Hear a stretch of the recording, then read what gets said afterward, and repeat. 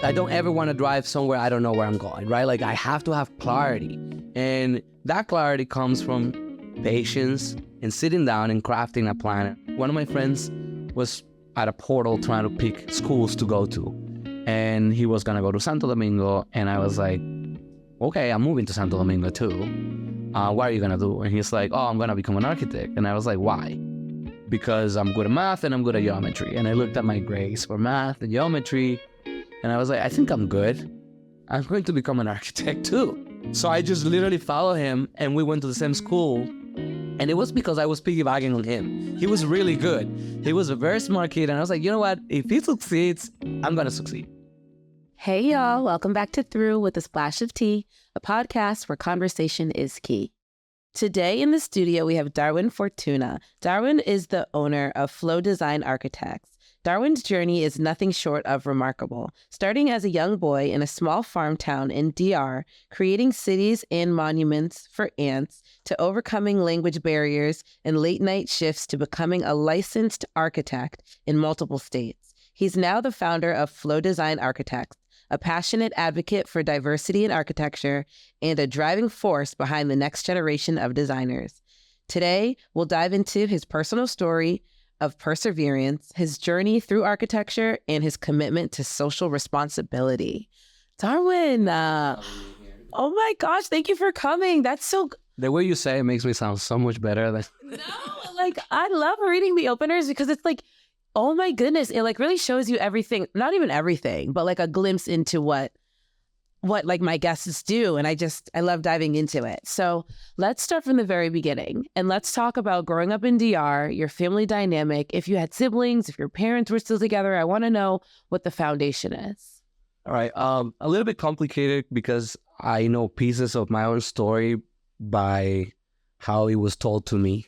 and I'll break it down to you. So first, my mom had me when she was very young and she couldn't really support me, right? And my dad disappeared from the face of earth.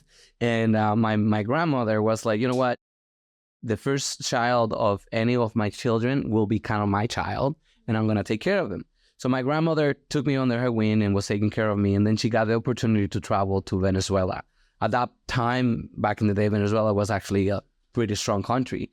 And she had to go there with my grandfather and left me with her sister, who eventually basically became my mom, right? For a long time. Then I only would see my mom on the summer, like summer vacations and things like that. And my mother had another son, so I have a brother and a daughter. But we would only see each other like during Christmas times and things like that. So we were kind of all split apart. My sister was with her dad's side of the family, and my brother was the only one that was always with my mom. So he's the second to oldest. And you know, the story about my dad that was told to me, just to give you a little bit of a background, was that he tried to go to Puerto Rico on one of those boats and he drowned, right? So that was always the story forever, right? So there was nothing to ask. There was nobody, there was nothing. So as I grew older, I kind of realized something was really not right about that story. And fast forwarding into kind of when I started college, and I guess I'm going fast and soon on that, but it's just to close that gap. I asked my mom, she became a Christian at that period of time, and I said, Mom, something doesn't feel right about the story of my dad. So she went right on her knees and crying and said, listen, I'm a Christian, I can't lie to you. He's alive. We don't know where he is, but we know a family of different relatives that he's alive. And I was like, oh, I always knew it. But I never tried to do anything with it. Never, because I was only 18. And just so you know, the rule was I would stay with my aunt until I turned 18 and moved to college. And that was in La Vega, which is a central, it's called the Cibao of the Dominican Republic. And then I would go to Santo Domingo, where my mom lived. And that was at that transition when I learned about my dad being alive. My brother didn't know his father either. Another complicated story. And he also had the same question, but they knew that he was alive. He lived in Panama. My mom immigrated to Panama for a period of time, and then she was sent back to the Dominican Republic and lost connection, but she was pregnant. So they didn't get to connect. And then moving forward many years, my brother contacted an uncle of ours who was a representative of a very famous singer in the Dominican called Elvis Martinez, and they had a tour. And during the tour, they went to Panama. So in Panama, he was like, you know what? Let me ask for this guy named Jose, who supposedly owns a restaurant. So he did own a restaurant for a long time within the same city in Panama, and he found him. And then within a couple of months, my brother was meeting with him and knew him. And I was like, I should probably try to find my dad too. A month and a half later, I found my dad also. So it was like, what? And it was like, you know, a lot of things kind of came together in a very interesting way. And what we found out was that we never really bothered to try. None of us, because we didn't really, you know, and my family was very proud. So we're like, we don't need anybody. We're fine. So that's kind of how I came to meet my dad and all. So how old were you when you found him? 27. Okay. And I'm 36 now. So it wasn't that long. Yeah, not at all. But ironically, he connected with my mom, married my mom again, and he's here in the United States now. We lived together for a little bit of a period of time, and our characters are pretty tough. He's a master builder, and I'm an architect. So you see, there's a dynamic there. And I didn't know he was a master builder when I went to architecture school. So interesting things that, you know, how everything works out. And he's here now. But going back, you know, just to tell you about how I turned into an architect, right? So when I was in high school, right before moving to Santo Domingo, one of my friends was at a portal trying to pick schools to go to. And he was going to go to Santo Domingo. And I was like, okay, I'm moving to Santo Domingo too. What are you going to do? And he's like, oh, I'm going to become an architect. And I was like, why? Because I'm good at math and I'm good at geometry. And I looked at my grades for math and geometry. And I was like, I think I'm good. I'm going to become an architect too. So I just literally followed him and we went to the same school. And it was because I was piggybacking on him. He was really good. He was a very smart kid. And I was like, you know what? If he succeeds, I'm going to succeed. So first semester, check this out. First semester, finals of the first semester, he calls me. And I'm like, yeah, we're supposed to be presenting today. You have your project, I have my project. He's like, I'm not going in. Can you present the project for me? And I was like, no, it's not allowed. He's like, I'm homesick. I want to go back home. I don't want to be here. I don't like this. So he went back home and I had to present, and I presented his project and I presented my project. We did it together because we weren't roommates, but we would hang out together and work together. And the instructor was like, Darwin, okay, tell me that you did both of these projects and I'll pass you and I'll fail Marcos. That was his name. And if you tell me that, no, that Marcos did his and you did yours, I will fail both of you because I can see that you did both of them. And I was like, no, I didn't do both of them. And I took it to the end. I was like, no, I didn't. He did his, I did mine. We worked together. But it's like, I can see the hand of the models and 3Ds. And I did put a lot of influence in his work. But it was collaborative, but it was his. She actually passed me. And after that, I was like, should I continue doing this? Should I not? He went to engineering and transferred careers to engineering. And I was like, I've never been the guy that kind of just gives up on a challenge. So I was like, I'll take this on and I'll continue. And then I did really well. Like I was okay at the beginning and then I was like doing better and better and better. And it was like, if you put me into an assembly line, that one comes in this way and walks out that way. I changed completely the way I thought, the way I behaved, the way there are a lot of biases in that profession. Like I used to wear earrings, which I wear now. I don't have them today, but I wear them anyway. But back then, one of my instructors was like, I wouldn't give $1 million to someone that looks like the way you're looking. So, because there is this stigma that architecture is for the rich. It's not for the poor, right? Like, and a wealthy individual, likely white, upper class, will not really want to hire someone with earrings and all that stuff. So I kind of conformed. I changed my status and things like that. And then I realized I could become whoever I want. Afterwards, it's like, okay, yeah, that doesn't apply anymore. Right. But then I moved from the Dominican Republic without finishing my program to the United States. I had the opportunity to emigrate with my mom. And, the path was pretty straightforward. I already knew a little bit about architecture. I didn't finish, but I didn't speak English. So I went into an ESL program, the North Shore Community College in Lynn, and I was working at Wendy's full time and literally paying rent, like every day, that's the reality of the United States. You got to pay rent, you got to pay your dues. And I picked up English pretty quickly and then transferred to the Boston Architectural College, which is where I eventually stayed and graduated and took the 6 exams and became licensed as an architect. It's a very, very difficult process to go through that whole process. But it was great. I mean, the experience was amazing. The school was really good.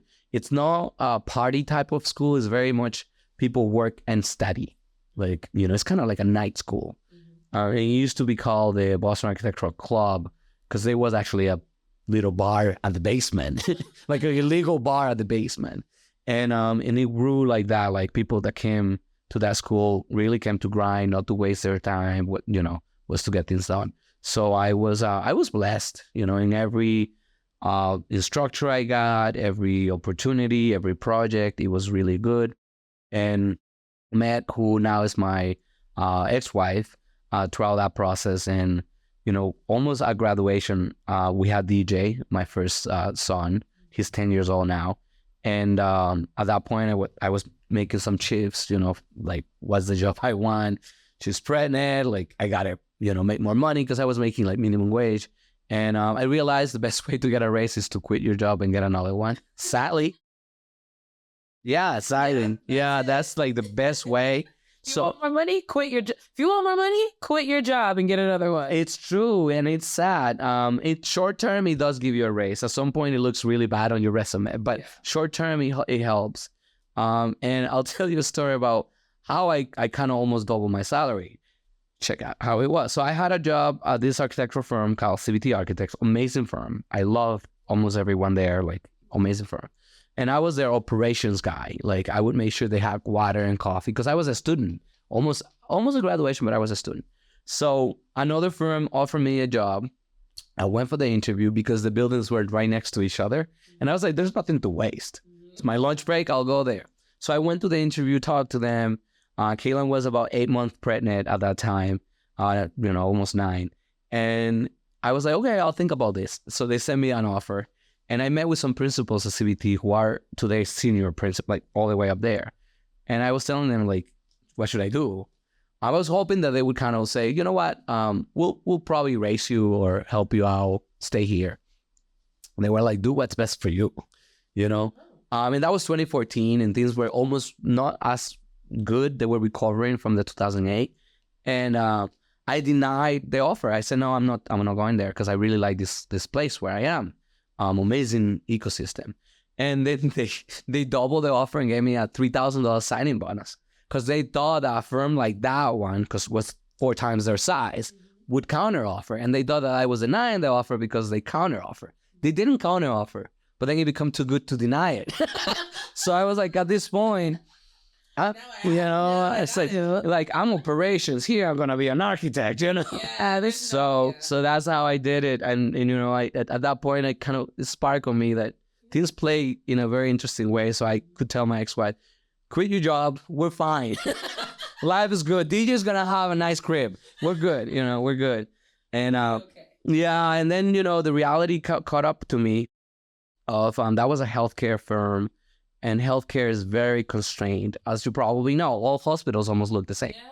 All rooms are being controlled by the same parameters, There's no creativity. And when you go to architecture, you don't go there to repeat, copy, repeat, rinse and repeat, right? You don't go there for that. You go for the art, for the creativity, right? For the emotion of it.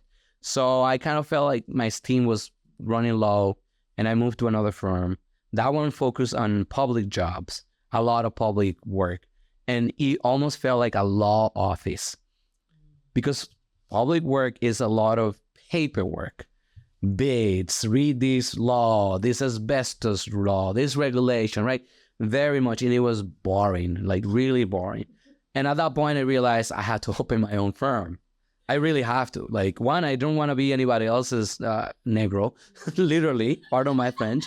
Because I was just like from operations to this other guy, the firm that gave me the raise.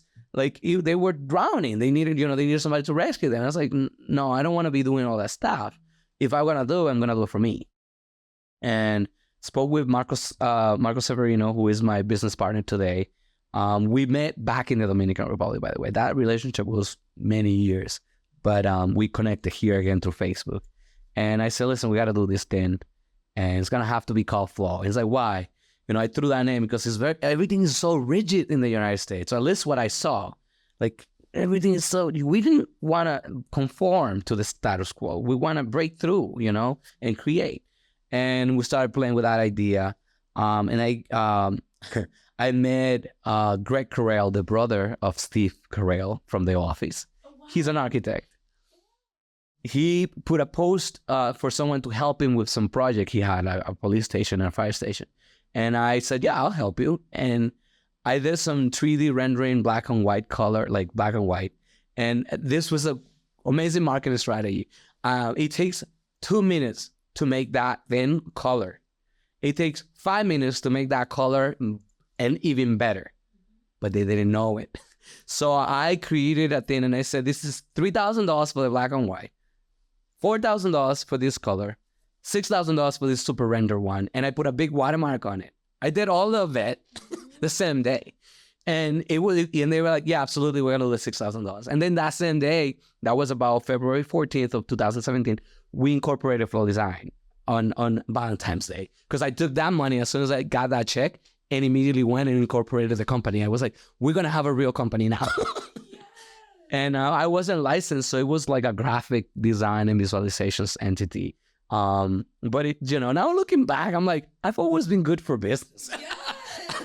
It's like, that was a good catch, Greg didn't know that, Now probably ChatGPT would do the same in half a second, but they don't know it, Exactly. So it goes to show the value isn't what you know, because it took you minutes to even do that, but you slapped on a value label of it, and because he didn't have that skill, he was like, sure, I'll pay $6,000 for it. He's never opened that software. He doesn't know that software exists. So he's like, oh, this is amazing, and it's those skills started developing there.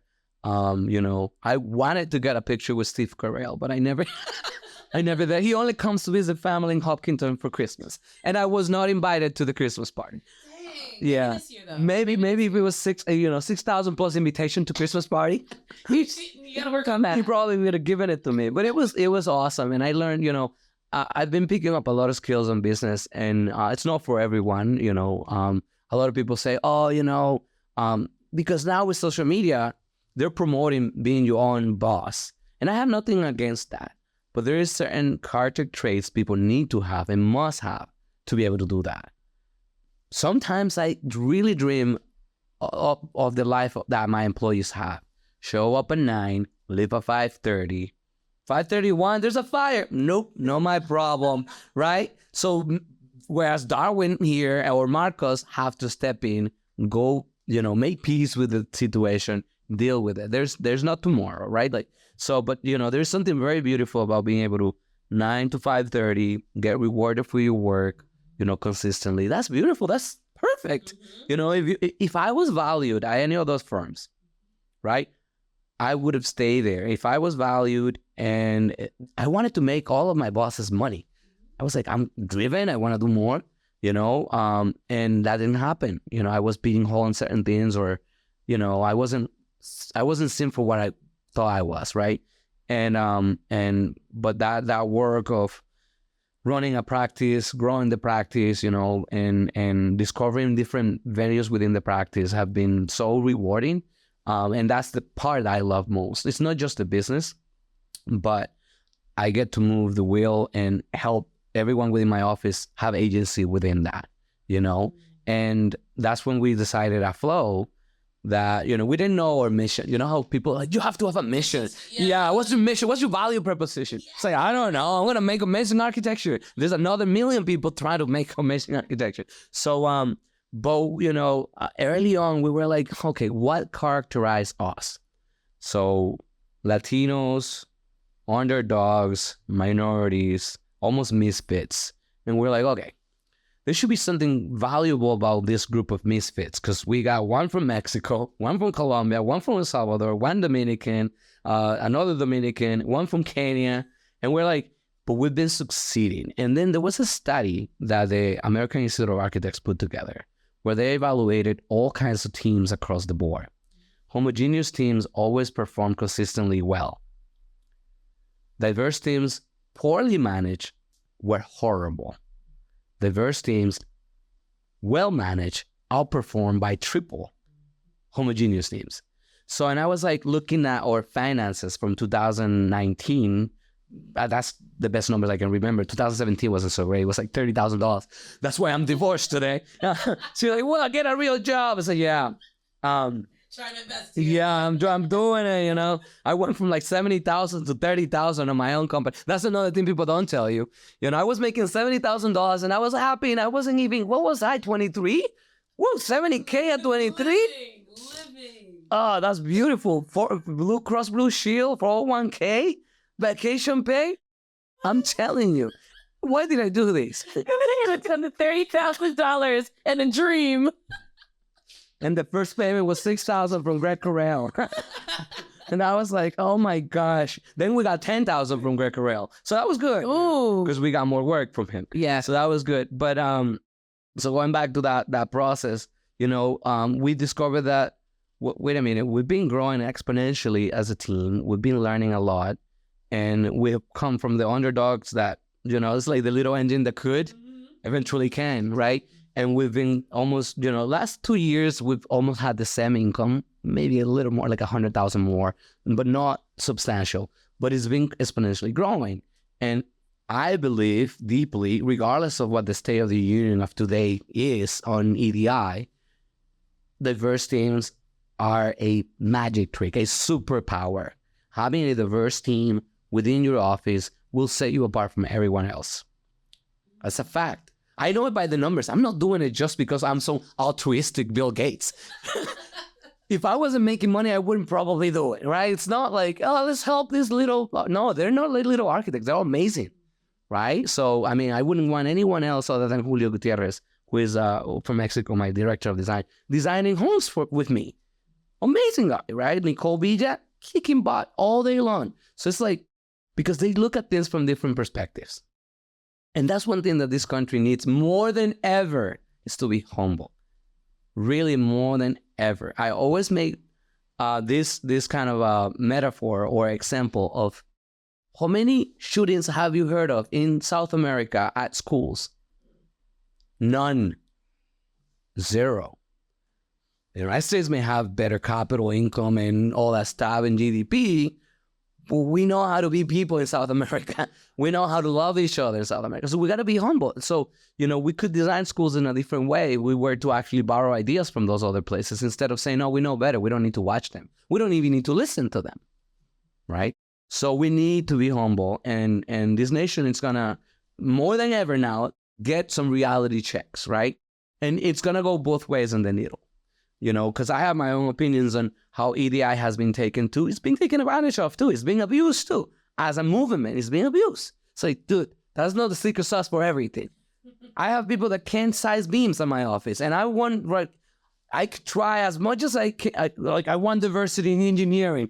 They won't do beams. They don't like them. They don't care about doing LBLs. So you can't force people to do something that they're not supposed to, right? Or they don't want to. You know, you open it up and allow people, you know, it's just breaking barriers, right?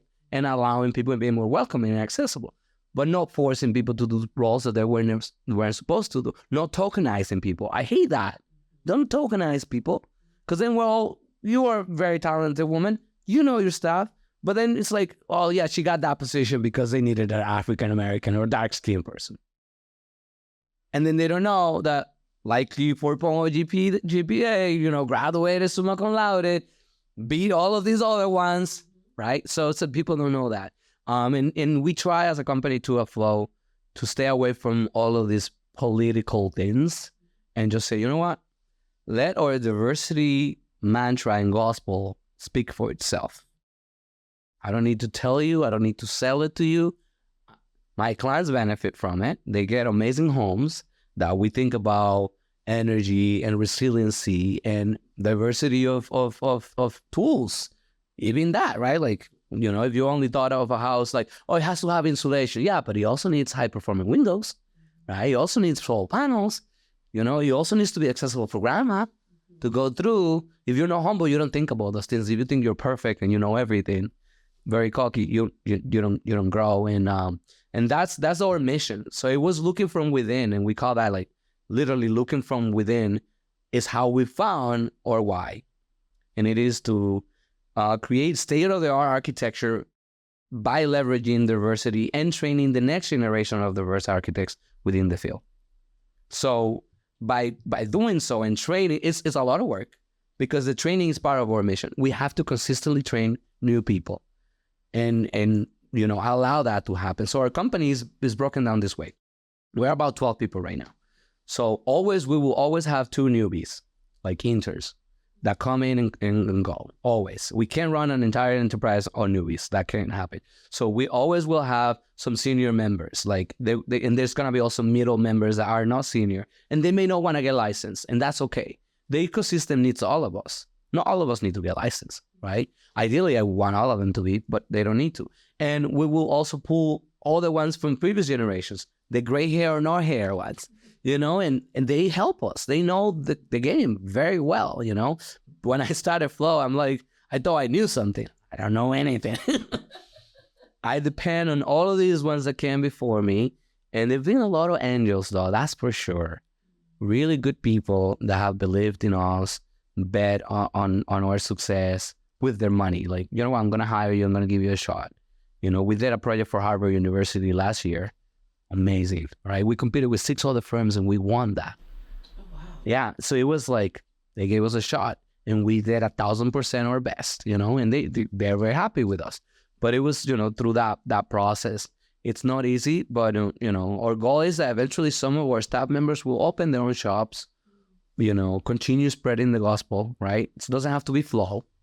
It can be their own names, Nicole Pija Architecture, whatever, but the goal is that, if I could, at the end of my day, look back and say, I influenced a child from Dorchester or Lynn to become an architect, right? To know that they can make it not just as a gangster or a baseball player or a rapper, right? That they could do, construction, but also design the construction. You don't have to just be the laborer.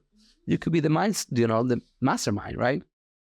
So then I would have succeeded if I could influence those next generations. It's not even about the buildings.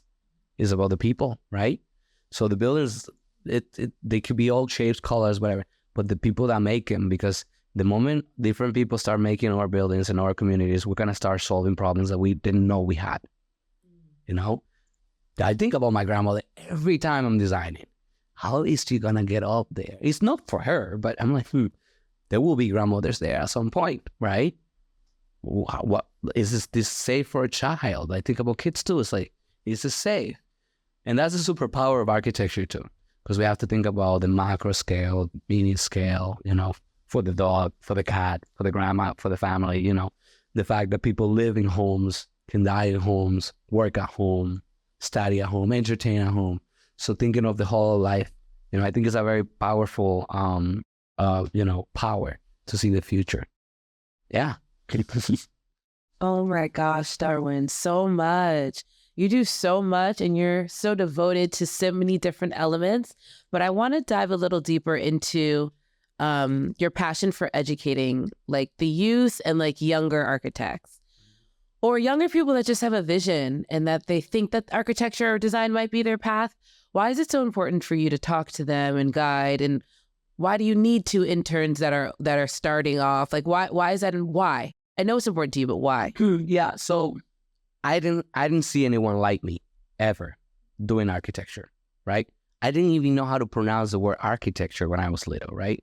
So my family themselves said, I don't even know what that is. That's for rich people. Don't do that, right? So now, by being able to influence a new generation, we're not going to have to fight for a seat at the table. We're going to be there by default in a new demographic, a new, it's not, I don't want to sound bad because we need everyone, right, within the table, but it's, training them, empowering them to be their own pencil instead of like being somebody else's pencil, right? And architecture can do that, and training them and helping them will change almost the society as a whole. So it's a shift. It's like, buildings come with all of us together, right? Like these developments are part of, people from Venezuela, the Dominican Republic, Mexico. It's like all of us. This country it needs that. And it's not just the new generation, it's a minority generation that I really want to influence, a minority generation that just like my grandmother thought that architecture was only for the rich. It's not for the rich. We are in architecture right now.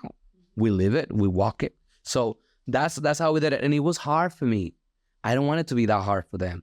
I know everybody has to go through their own struggle, just like a butterfly to be able to grow needs to break through. But I want them to at least know that there is a way and that there is someone that has done it and here's how he did it. Just follow those steps and then make your own way, you know, and make that process a little bit easier because it is very difficult. 6 exams, over 3,000 practice hours, 5 years school. I mean, you know, I try to show off like, look, I have a Range Rover and I do pretty well so that people like, you know that they can have a really good life. And that goes into another side. A lot of architects are not really doing so great financially, to be honest. As a profession, people may think of architects like engineers, architects, doctors, and lawyers. It sounds like we're at the same status, but doctors and lawyers are all the way up there. Engineers are a little bit higher. And architects haven't really been so great with financials because we see it much as a hobby or art more than as a way of a business. And that's the other side I want to also teach the next generation. We have to be very business savvy. You know, it's not so much about how long it took me to do those 4 renderings or 3 renderings I did. It's about finding value and know how to sell value, right? Could take you a second to do that. Those 3 renderings were the same, but you know, teaching and that minority group of Latinos, African Americans, we're not taught finances. We're not even. It's like a bad word. We only learn to work hard, hustle. You have to grind. You have to hustle. But we've never been taught to work smart. We've never been taught to literally say, wait a minute, I push this way and it costs X. I push it this way and it costs X. How can I 2X that, right? Well, hire 3 people and they push it this way and they push it that way, pay half of it, make profit of it. You know, like finding the logic of profit, you know, it's like understanding that things have a multiplier, that there is an overhead. Most people don't even know if they're net profit or net like negative. On their daily day, they're like paycheck to paycheck. But like even something as simple as knowing how much is my rent, how much is my gas, how much is my car. Can I afford those pair of sneakers? No.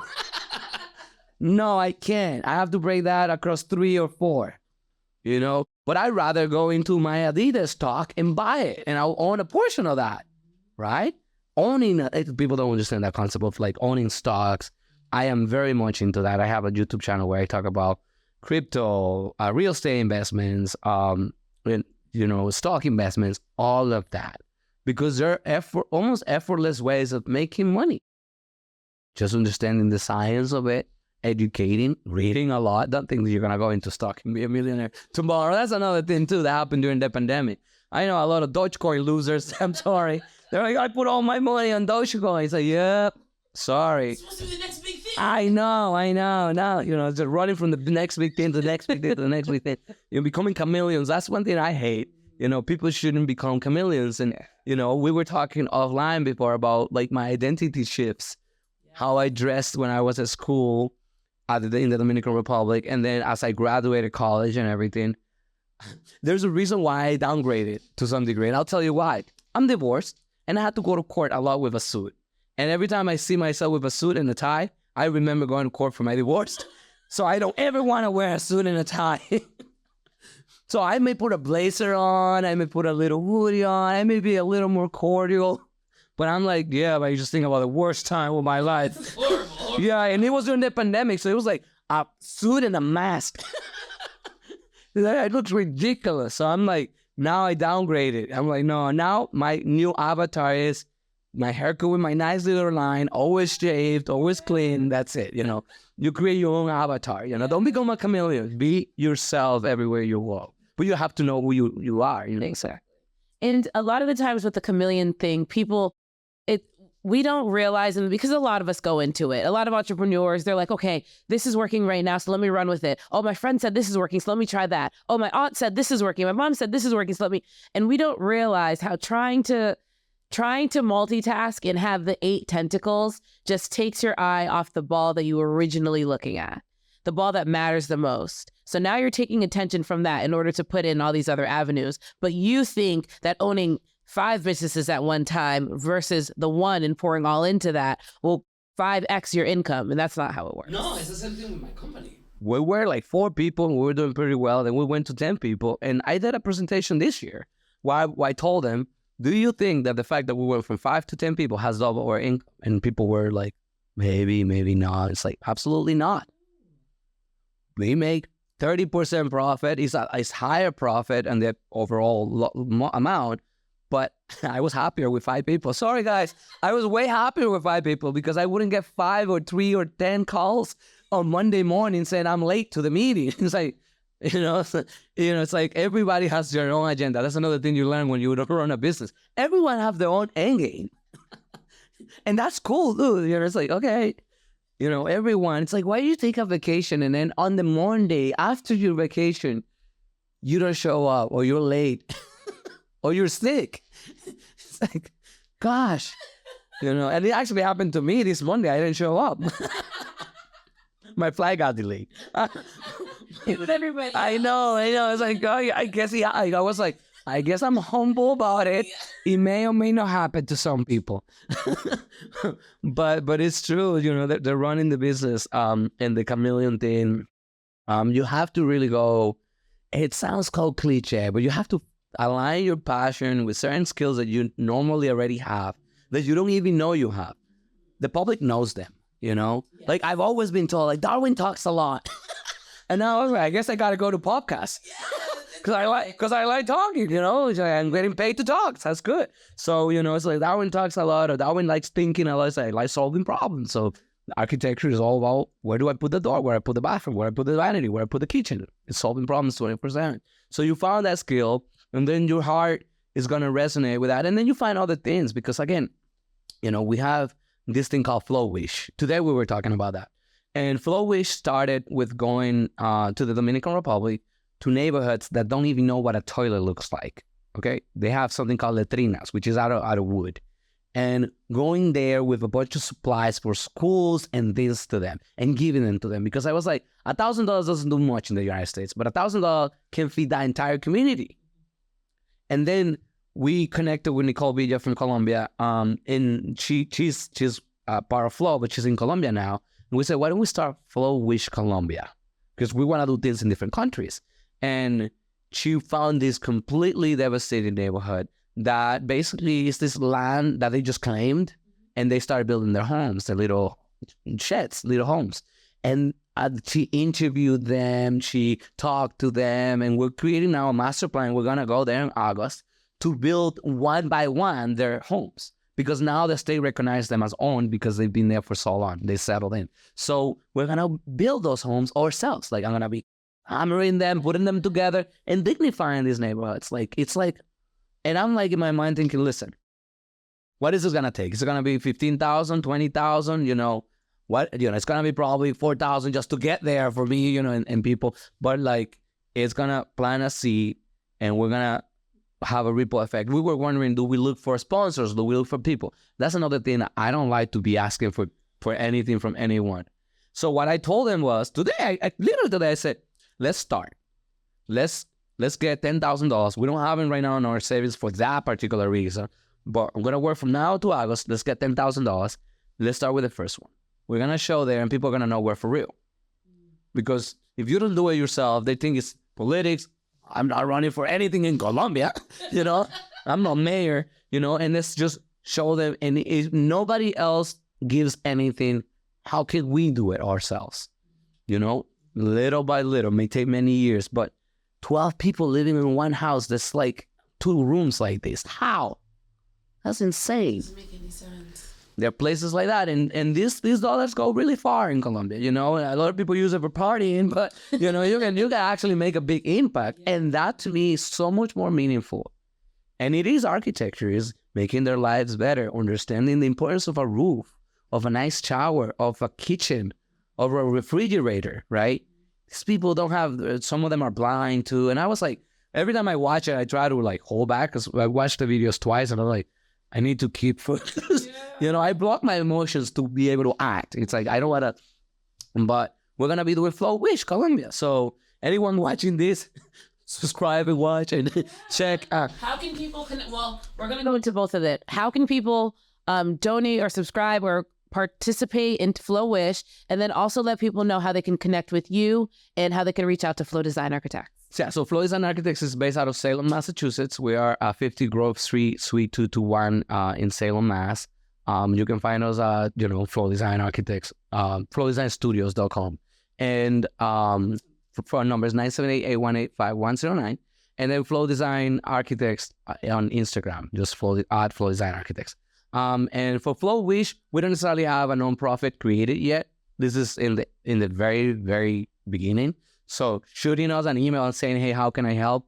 It's a good start. So you can email us at info@flow-design-studio.com, and we can plan it together because this is very, very early. So we'll figure out, maybe someone already had a trip planned to Colombia. Stop by, here's the job site. Yeah. Stop by, and we start making it happen. We also have another one called Flow Paint.